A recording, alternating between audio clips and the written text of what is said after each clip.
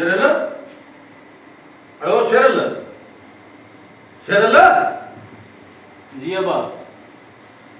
लख लानत फेनी सहाफत में लख लानत सिजन सुकाते नितो आकाते पोतो को मुयो को बच्चो हे सेला बजी वठ वठा लगी पया टीवी में रेडियो में सोशल मीडिया ते साथ जो कमात करी पजी सार संभाल रहो तो कहीं के को जो आहे कोने को काथे बैठो को जो या तू बस चेयर में रखे गुल्ला पाराया आने तुझी इलेक्शन में बस तुझी फतह पक्किया ये चई गुल्ला विजी 10-15 जे के हजार खीसे में बिजी अजी सुमी तो अल्लाह खलानत थी साहब त हक सच जो बियो नालो आ तू केड़ो साहब याने ब्लैक मेलर साहब या ब्लैक मेलर छाजो जेका साहब हले थी मार्केट में उहा त कयां तो पियो अरे मार्केट में पेड़े जी मार्केट का हले हले दुआरे हेरे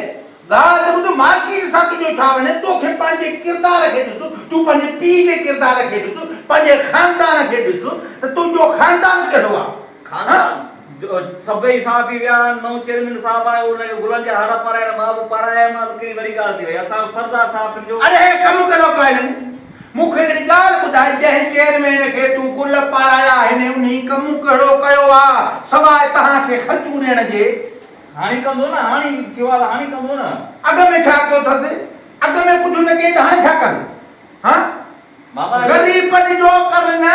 वो पाना पचाए तू पाना गरीब जो पुत्रा तू गरीब आ तो खे त गरीब जो एहसास वधी को जन घुरजे ना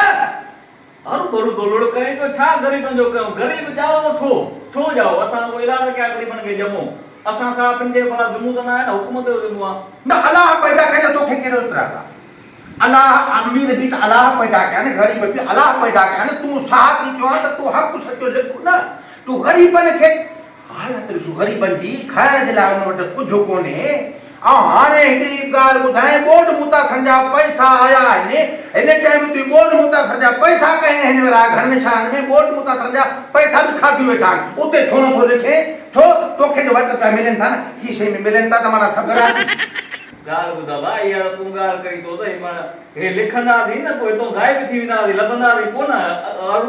अकेलो पुट आए पो वेठो इश्तिहार दी देखबारन में त मुजो पुट गुम थी वियो वेठो ऐसे जो एसपी वटे इलाज में चू कदे साहब तो दस्तूर यो आ जेको नौ चेयरमैन अचे नौ ऐसे जो अचे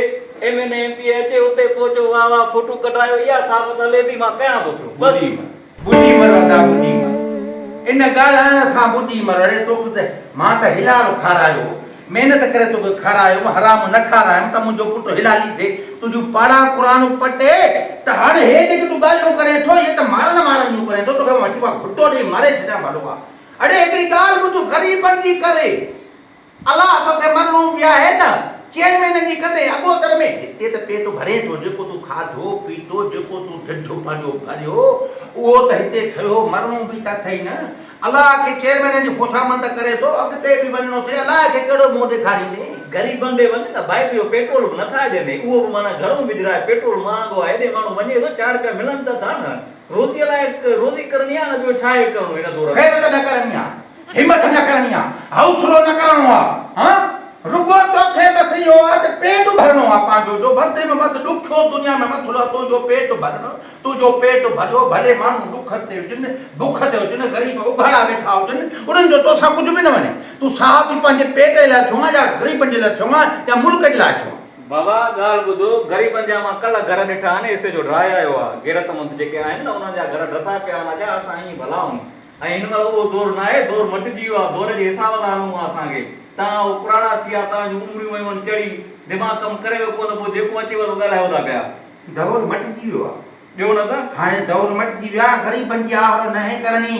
हाणे दौर मटिजी विया हक़ सच नाहे लिखणो हाणे दौर मटिजी विया जंहिंजे ख़िलाफ़ आवाज़ उथारण जे लाइ माण्हू असेंबलियुनि में ॻाल्हाईंदा हुआ रोडनि ते निकिरंदा उन्हनि खे तव्हां गुल था पारायो अॼु दौर मटिजी वियो त मां बि मटिजी वियो नाहे तूं मुंहिंजो पुटु निकिरी थो मां निकिरी थो मां तो दौर मटिजी वियो न तूं पाण चयो दौर मटिजी वियो हा दौर त मटिजी वियो त मां बि मटिजी वियो मां बि तुंहिंजो पीउ न रहियो तोखे पंहिंजे पेट जा त मूंखे पंहिंजे पेट जा छो आया तो मखर छो आया छो खराए छदू कराए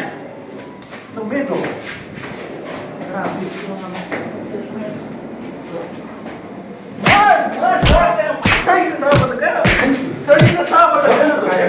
सही तो कह रहा हूँ सांप यार,